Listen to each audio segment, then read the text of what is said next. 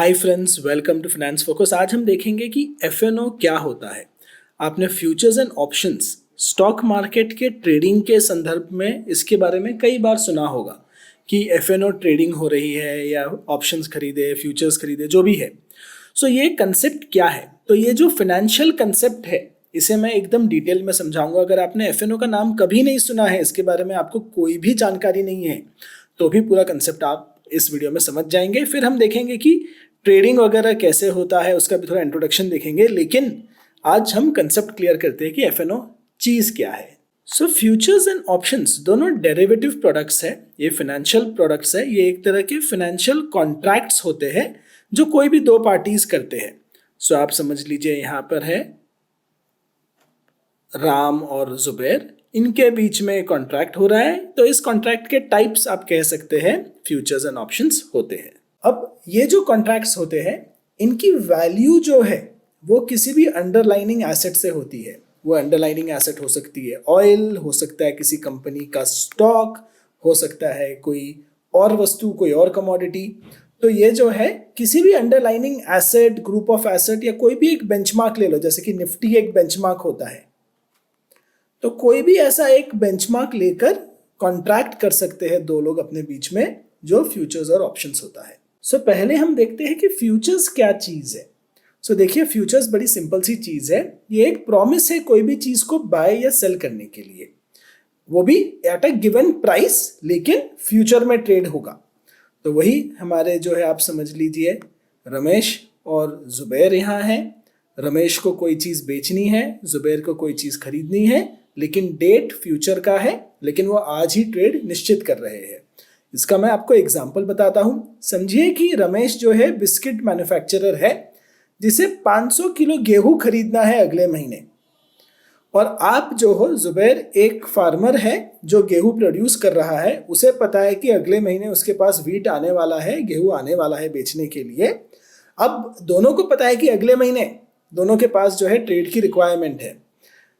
रमेश को खरीदना है और जुबैर को बेचना है। तो आज ही वो निश्चित कर सकते हैं कि इस डेट पर, एक कोई डेट ले लीजिए, इस डेट पर कुछ एक गिवन अमाउंट पर ये ट्रेड होगा। आज ही वो ये डिसाइड करके इस ट्रेड को लॉक कर सकते हैं। इसको जो है एक कॉन्ट्रैक्ट बोलते हैं। उन्होंने एक कॉन्ट्रैक्ट बना लिया जिसे हम फ्यूचर्स का कॉन्ट्रैक्ट बोलेंगे कि भैया रमेश जो है जुबैर से गेहूं खरीदेगा अगले महीने इस दाम पर, और क्वांटिटी कितना है, क्वांटिटी भी यहाँ 500 केजी डिसाइडेड है। ये फ्यूचर्स कॉन्ट्रैक्ट का एक एग्जाम्पल है। अब आप सोचेंगे कि फ्यूचर्स कॉन्ट्रैक्ट क्यों जरूरी है, क्यों चाहिए? तो देखिए, बहुत ही सिंपल सी बात है। अब देखिए, हमारा जो सेलर है, सेलर को चाहिए भैया मेरा माल तैयार होगा, मेरा गेहूं आएगा, तो ये गेहूं बिक जाना चाहिए अगले महीने, मेरा पूरा 500 किलो का माल बिक जाना चाहिए।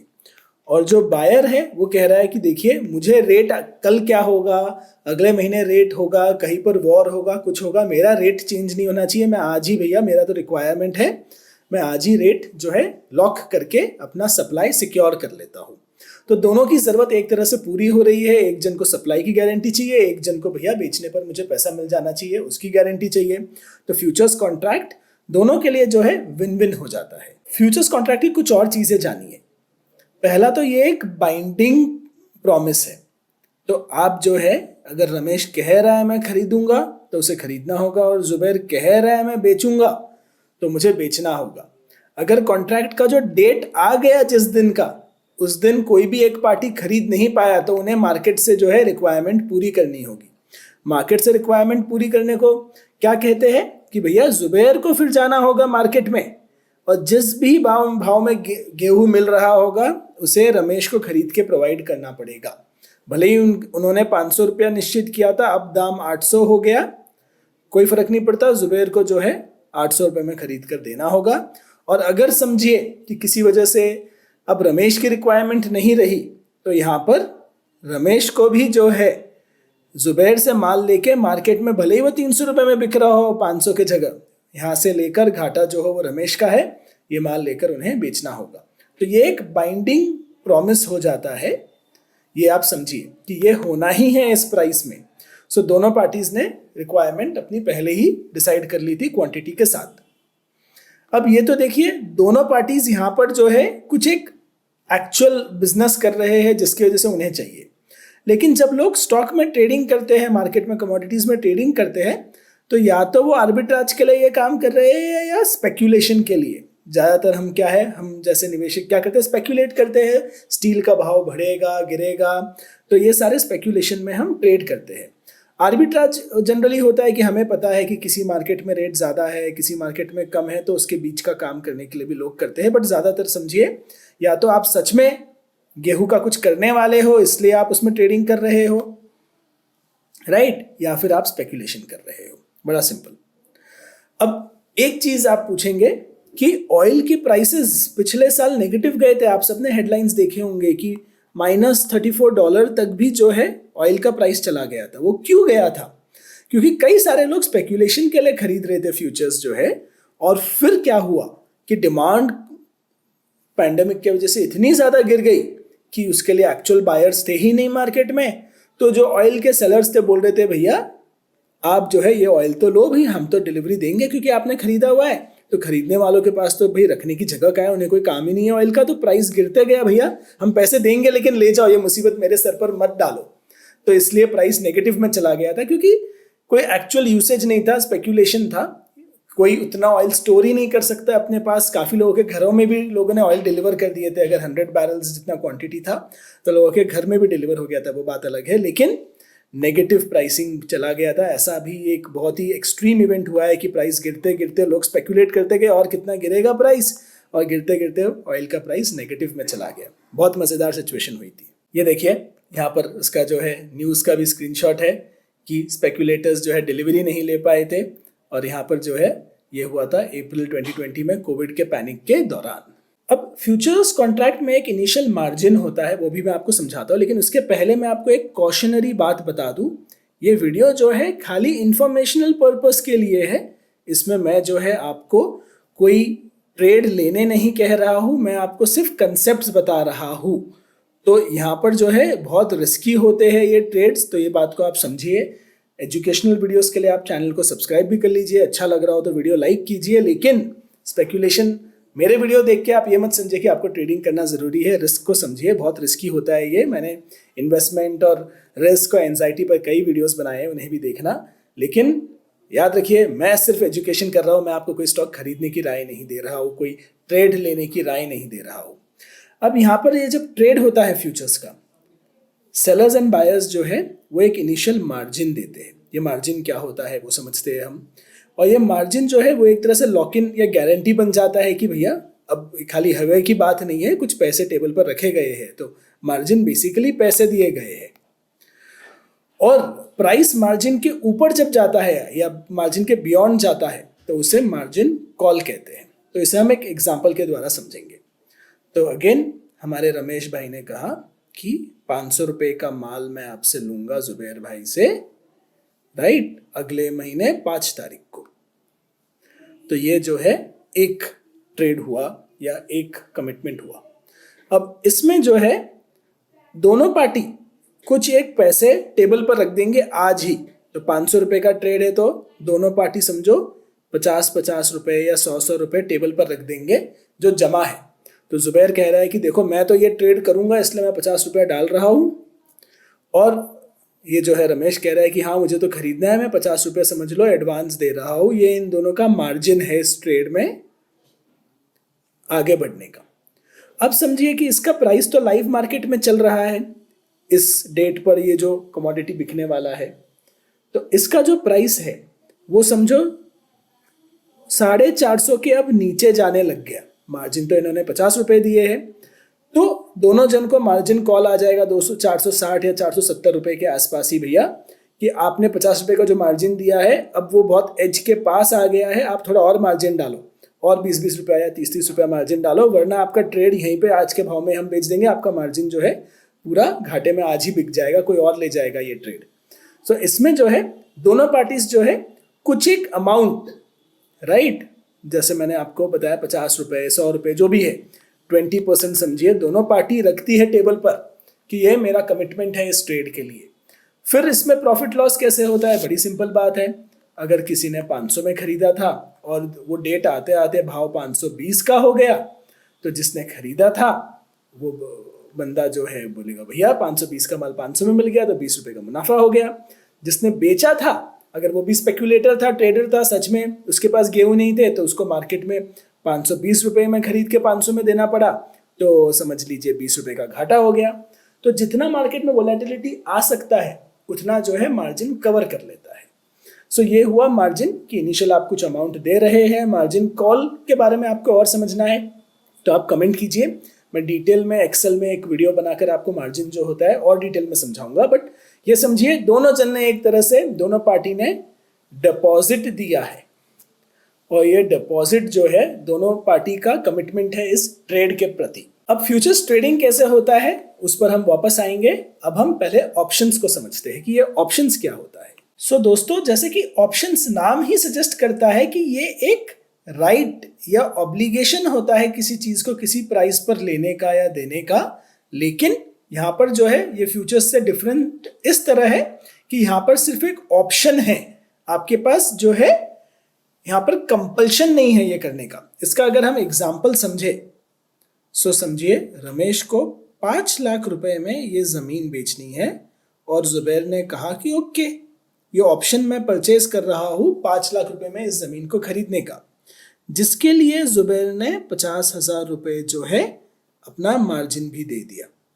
लेकिन 3 साल बाद या जो भी उनका ड्यूरेशन है कॉन्ट्रैक्ट का, उसके अंत होने पर जुबैर को कंपल्शन नहीं है 5 लाख रुपए में ये चीज खरीदने की। इस ऑप्शन को खरीदने के लिए उन्होंने 50,000 रुपए दिए कि मेरे पास ऑप्शन है ये ट्रांजैक्शन करने का 5 लाख रुपए में। लेकिन मार्केट वैल्यू 3 हो गई या 4 हो गई तो जुबैर नहीं करेगा ये ट्रेड, कोई प्रॉब्लम नहीं है। लेकिन मार्केट वैल्यू अगर 6 लाख हो गई या 7 लाख हो गई तो जुबैर आएगा, कहेगा अब तो मेरा ऑब्लिगेशन है, मैं ले रहा हूँ ये, और प्रॉफिट कमा लेगा। अगर दाम कम हो गया तो ठीक है, जो मार्जिन दिया था वो लॉस हो गया, लेकिन ऑब्लिगेशन नहीं है। सो ये हुआ ऑप्शन का एक बेसिक एग्जाम्पल। अब देखिए यहाँ पर जो है बायर जो है एक प्रीमियम पे कर रहा है for right to buy the underlining asset. जैसे जुबैर पिछले एग्जाम्पल में मैंने आपको बताया, वो प्रीमियम दे रहे हैं 5 लाख रुपए में इस जमीन को खरीदने के लिए। यहाँ पर जो है 2 ऑप्शंस आपको समझने हैं, कॉल ऑप्शंस और पुट ऑप्शंस। कॉल ऑप्शन होता है कि जहां पर बायर के पास राइट होता है कोई एसेट को खरीदने का at a given price with in the contract time frame. So contract expiry के पहले बायर जो है खरीद सकता है कोई चीज कॉल ऑप्शन के द्वारा। और पुट ऑप्शन वो होता है जहां पर सेलर के पास एक एसेट को एक गिवन प्राइस पर देने का ऑप्शन होता है कॉन्ट्रैक्ट टाइम फ्रेम में। अब देखिए ये दोनों लेवरेज्ड पोजीशंस है, सो अगेन रिस्की पोजीशंस है ये। यहाँ पर जो है अगेन लोग जो है हेजिंग के लिए यूज कर सकते हैं, या फिर कैश बैक्ड और सिक्योर्ड ऑप्शंस का भी एक ऑप्शन होता है। जैसे कि मेरे पास समझो 1000 शेयर्स पड़े हैं कोटक बैंक के, तो मैं कह सकता हूँ कि ठीक है आज का दाम 1800 है, मैं कहता हूँ कि 1900 रुपए में मैं बेचने को तैयार हूँ, दाम 1900 का आ गया तो मैं बेच दूंगा। तो आप वो डिफरेंस में कमा लेंगे। अगर 1900 का भाव नहीं आया तो 1900 का भाव आया तो वैसे ही आप जो है आज के भाव से ऊपर में बेच रहे हो, लेकिन आपके पास ये माल ऑलरेडी पड़ा है, आपको मार्केट से लेके देने की जरूरत नहीं। उसी तरह आप जो है आप कह सकते हैं कि रिवर्स साइड भी आप कर सकते हैं कि समझिए आपको कोटक खरीदने हैं 1000 शेयर, तो आप कहोगे कि ठीक है 1700 का भाव आया तो मैं खरीद लूंगा, वरना मुझे नहीं खरीदना है। 1700 का भाव आया तो आप कैश लेकर बैठे हैं, 1000 शेयर आप खरीद लेंगे। इस तरह लोग हेजिंग की तरह या सिक्योर्ड ऑप्शंस करते हैं, जो मुझे पसंद है। तो इन सिक्योर्ड ऑप्शंस पर जो है मैं फ्यूचर में और वीडियोस बनाऊंगा। आप देखना चाहते हो तो कमेंट में जो है मुझे एनकरेज कीजिए ऐसे वीडियोस बनाने के लिए। अब स्टॉक मार्केट में फ्यूचर्स एंड ऑप्शंस क्या होता है, पहला तो देखिए ट्रेडिंग करने के लिए आप जीरोधा का अकाउंट खोल लीजिए, अच्छा ऐप है, लिंक मैं आपको डिस्क्रिप्शन में देता हूँ। अगर आपको ट्रेडिंग सीखना है, चालू करना है तो एक ब्रोकरेज अकाउंट की जरूरत है, जो कि मेरा प्रेफर्ड चॉइस है जीरोधा, नीचे लिंक है। आपको और भी दूसरे ऐप्स पर अकाउंट खोलना है तो उनके लिंक भी मैं डिस्क्रिप्शन में दे दूंगा। तो आप ये ओपन कर लीजिए एक अकाउंट, तो वहाँ से आपकी शुरुआत होगी। फिर जीरोधा, पेटीएम मनी जैसे जो आपके ऑप्शंस है, इनमें आपको एफएनओ सेगमेंट को जो है एक्टिवेट करना है। नॉर्मल आप म्यूचुअल फंड्स कर सकते हैं, स्टॉक्स कर सकते हैं, इक्विटीज, उसी तरह एफएनओ को स्पेसिफिकली एक्टिवेट करना पड़ता है। सो यहाँ पर देखिए जीरोधा में जैसे कि आप जो है जब अपने सेगमेंट्स में जाएंगे, इस यहाँ पर अकाउंट के सेटिंग्स में, इस URL पर जाएंगे तो आप देखिए यहाँ पर अलग अलग ऑप्शंस को एनेबल करना होता है। तो currency trading, futures and options, NSE BSE दोनों का फ्यूचर्स एंड ऑप्शंस का अलग जो है ये ऑप्शन है यहाँ पर जो आपको एनेबल करना होता है। उसके लिए हो सकता है कुछ अलग डॉक्यूमेंटेशन या KYC भी लगे। सो ये जो है आप एक्टिवेट कर लीजिए। याद रखिए ये एक हाई रिस्क टाइप के ट्रेड होते हैं। सो FNO जो है उसे करने से पहले आप सावधान रहिए, ये हाई रिस्क है। मैं आपको सिर्फ कंसेप्ट्स बता रहा हूँ, ट्रेड करने नहीं कह रहा हूँ, क्योंकि ये हाई रिस्क होते हैं। आप जो है अपने चॉइस के हिसाब से रिस्क समझ के ट्रेड लीजिएगा अगर कभी लेंगे तो। सो 3 फ्यूचर कॉन्ट्रैक्ट होते हैं, जैसे कि आप देखिए LNT का फ्यूचर्स कॉन्ट्रैक्ट जब हम जाके सर्च कर रहे हैं ज़ीरोधा में, तो जून, जुलाई, अगस्त 3 महीने के कॉन्ट्रैक्ट्स एक बार में ओपन होते हैं। तो आप 3 महीने तक फ्यूचर में जो है फ्यूचर्स को जो है ट्रेड कर सकते हैं। अब यहाँ पे आप एक इंटरेस्टिंग चीज देखिए, स्पॉट प्राइस और फ्यूचर प्राइस में डिफरेंस है। LNT का स्टॉक प्राइस यहाँ पर है 1558, लेकिन फ्यूचर का प्राइस जो है अगले महीने का वो 1529 है। मतलब ये एक डिस्काउंट पर इस वक्त चल रहा है, क्योंकि मेजॉरिटी लोग मार्केट में सोच रहे हैं कि इसका दाम गिरने वाला है। ये एक इंडिकेशन हो गया। सो फ्यूचर्स का प्राइस जो है आपके स्पॉट प्राइस से डिफरेंस हो सकता है। जो करंट मार्केट में डिलीवरी ट्रेड के लिए रेट चल रहा है वो ये है, और जो फ्यूचर लोग स्पेक्यूलेट कर रहे हैं क्या होगा वो ये है। फ्यूचर्स आप बाइंग और सेलिंग दोनों कर सकते हैं। इसमें 2 कंसेप्ट मैं आपको अगले साइड में समझाता हूँ, लॉट साइज और मार्जिन का। अब यहाँ पर देखिए LNT का जो फ्यूचर है उसका लॉट साइज जो है उसका क्वांटिटी 300 है बाय डिफॉल्ट। ये बाइंग का स्क्रीन है, ये सेलिंग का स्क्रीन है। अब यहाँ पर जो है आप लिमिट के साथ ट्रेड डाल सकते हैं दोनों में। यहाँ पर हम कह सकते हैं कि चलो 1529 जो फ्यूचर का प्राइस चल रहा था उसमें 300 का हम बाय कर रहे हैं, और मार्जिन जो है आप देखिए 90,000 रुपये इसके लिए लगेंगे। बड़ा सिंपल है। और यहाँ पर अगर आप सेल कर रहे हैं तो अगेन सिर्फ 90,000 रुपये के मार्जिन में आप 300 स्टॉक्स का यहाँ पर ट्रेड ले सकते हैं, क्योंकि फ्यूचर का लॉट साइज जो है वो 300 है। तो इसके बाद अगर बढ़ाना हो तो सीधा 600 करना होगा, क्योंकि 300 के लॉट साइजेस में इसे ट्रेड करना होता है। यहाँ पे अगर आप बेसिक गणित करेंगे 300 × 1529 का, तो आप देखेंगे ये लगभग 4.5 लाख रुपए का ट्रेड है, जिसका मतलब आपका मार्जिन 20% है।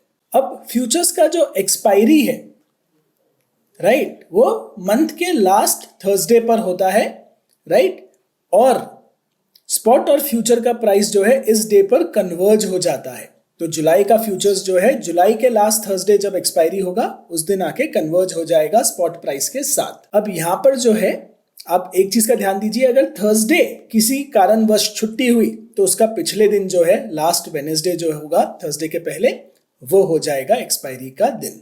अब यहाँ हम जो है एक कॉन्ट्रैक्ट को या एक ट्रेड को थोड़ा सा समझते हैं यहाँ फ्यूचर्स का। तो ये जून का फ्यूचर है LNT का, ये 1560 रुपए का है करंटली। अब ये जो है एक्सपायरी के बहुत करीब है, ये जो स्क्रीनशॉट है, तो इसमें देखिए एक्सपायरी का डेट यहाँ लिखा हुआ है, और करंट प्राइस हमने देखा था 1558 है, और यहाँ फ्यूचर का प्राइस जो है 1560 चल रहा है। तो बहुत ही ज़्यादा क्लोज आ गया है वो स्पॉट प्राइस से। अगर मैं आपको यहाँ स्क्रीनशॉट दिखाऊँ तो देखिए LNT का स्पॉट यहाँ है और फ्यूचर यहाँ है जून का। अब यहाँ पर जो डेट है वो देखिए 30 जून को ही ये हमने स्क्रीनशॉट लिया है, और आज की ही एक्सपायरी है इसकी राइट। सो यहाँ पर जो है आप देख सकते हैं इन स्क्रीनशॉट्स में कि प्राइस जो है काफ़ी एक दूसरे से करीब आ गया है। अगेन ये हाई रिस्क ट्रेड होते हैं FNO, याद रखिए। मैं नहीं चाहता कि आप पैसे गवाएं, सो मैं आपको सिर्फ एजुकेशन दे रहा हूँ यहाँ। अब यहाँ पर जो है कोई टाइम वैल्यू का कंसेप्ट नहीं होता। ऑप्शंस में जो है टाइम वैल्यू की भी एक चीज़ होती है, जो मैं ऑप्शंस के डिटेल वीडियोस में आपको बाद में समझाऊंगा। पर फ्यूचर्स में टाइम वैल्यू का कोई यहाँ पर मामला नहीं है, क्योंकि ये एक ऑब्लिगेशन है फ्यूचर्स में। ऑप्शंस में ऑप्शन होता है, इसलिए टाइम वैल्यू भी होता है। सो अगर हम अभी ऑप्शन ट्रेडिंग देखें तो देखिए अगर बैंक निफ्टी समझो आप ट्रेड कर रहे हो, सो 2 टाइप की एक्सपायरी होती है यहाँ ऑप्शंस में। एक वीकली एक्सपायरी है, एक मंथली एक्सपायरी है। सो आपके पास 2 एक्सपायरी के टाइप्स है। वीकली एक्सपायरी जो है महीने के लास्ट थर्सडे होती है, और मंथली जो है महीने के लास्ट थर्सडे होती है। जो वीकली एक्सपायरी है मतलब 4th वीक हो गया समझो आप किसी महीने का, तो वो जो है महीने के लास्ट थर्सडे से अलाइन हो जाता है। तो आपके पास 3 वीकली ऑप्शन है जनरली, और 1 मंथली ऑप्शन है। अब यहाँ पर जो है आप या तो पुट ऑप्शन ले सकते हैं या कॉल ऑप्शन ले सकते हैं। पुट ऑप्शन जनरली तब लिया जाता है जब मार्केट गिर रहा हो, तो आप जो है स्पेक्यूलेट कर रहे हो मार्केट कितना गिरेगा, और कॉल ऑप्शन तब लेते हैं जब मार्केट बढ़ रहा है, आप स्पेक्यूलेट करेंगे कि मार्केट आपके हिसाब से कितना बढ़ेगा। एग्जाम्पल अगर हम देखें तो हमने बोला कि बैंक निफ्टी 33,400 हमने अगर रेट डाला तो 33,400 के कॉल ऑप्शन और पुट ऑप्शन दोनों आप देख सकते हैं। और अगेन इसमें जो है आप अलग अलग डेट्स देख सकते हैं, वीकली एक्सपायरी वाले, और ये जो ऊपर वाला दिख रहा है वो मंथली एक्सपायरी है, जून जुलाई दोनों का अलग। अब यहाँ पर आप अगर ओपन करके देखते हैं इनमें से किसी को भी और देखते हैं कि इसका डिटेल क्या है, तो वहाँ पर देखिए आपको एक्सपायरी का डेट दिख रहा है, आपको जो है बाकी डिटेल्स भी मिल जाएंगे। बाकी ऑप्शंस में खास करके लॉट साइज देखिए 25 का लॉट होता है बैंक निफ्टी का। सो यहाँ पर लॉट साइज भी आपको दिख जाता है ट्रेड के डिटेल्स में। तो यहाँ पे हम अगर कॉल ऑप्शन बाइंग देखें तो आपको जो है पूरा बैंक निफ्टी का अमाउंट नहीं देना है, आपको जो है एक खाली प्रीमियम देना होता है, और उसके लिए भी मार्जिन जो चाहिए सिर्फ 10,000 रुपये चाहिए कॉल ऑप्शन के लिए। और पुट ऑप्शन के लिए जो है अगेन अमाउंट और भी छोटा है, सिर्फ 2,000 रुपये में हो जाता है। ऑप्शन सेलिंग के बारे में हम थोड़े फ्यूचर में देखेंगे, ये मैं आपको जीरोधा जाएंगे तो इंटरफेस कैसा दिखता है उसका आइडिया दे रहा हूँ। अगेन मैं आपको बता देता हूँ ये हाई रिस्क टाइप के ट्रेड्स होते हैं। आई होप कंसेप्ट थोड़ा सा आप समझे होंगे। सवाल सारे आप जो है अपने कमेंट्स में पूछिए मुझे। इन टॉपिक्स पर मैं और वीडियोस बनाऊंगा जहां आपको और भी ज़्यादा क्लियर हो जाएगा।